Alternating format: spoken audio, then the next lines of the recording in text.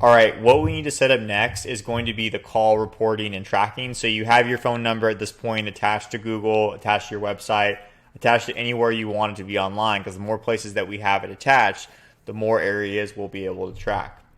So next you're going to go to settings, you're going to go to phone numbers, and you have the phone number that you purchased through the Dyneline system. What we need to do is click this pencil right here and forward the calls to your existing phone number. So if this is my existing restaurant's phone number, I'm going to forward the calls here so that way the number operates as smoothly as possible. Somebody's going to call the number, but it's going to link to your landline, and your team or the customer won't know the difference. Now, just to run you through the options that you want to do here, whisper message. Unless you are trying to track your calls coming through, let's say, a specific event, like this call is coming from Google, this call is coming from your website, etc., or letting your team know that.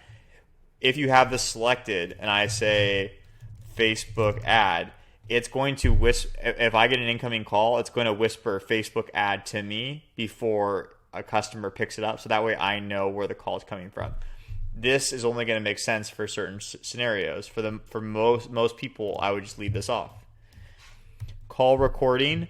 This, for most states, or for some states, you do have to legally let people know and send some people some message that their call is being recorded for quality purposes. So if you're interested in actually getting the call recordings of how your staff is talking on the phone to restaurants, you do need to select this green button here, and then say something along the lines of this call might be recorded for quality purposes, for quality assurance, etc.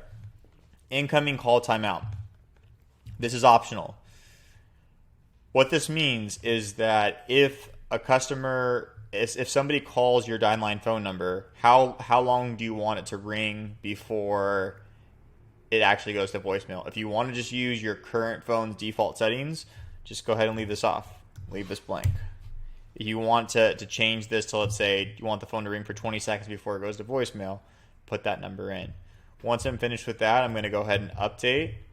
And once this is complete, now my calls will be able to show up. If I want recordings, it'll show up. Everything will show up properly now underneath my call reportings, as well as it will show up my recordings inside of my chat functionality there.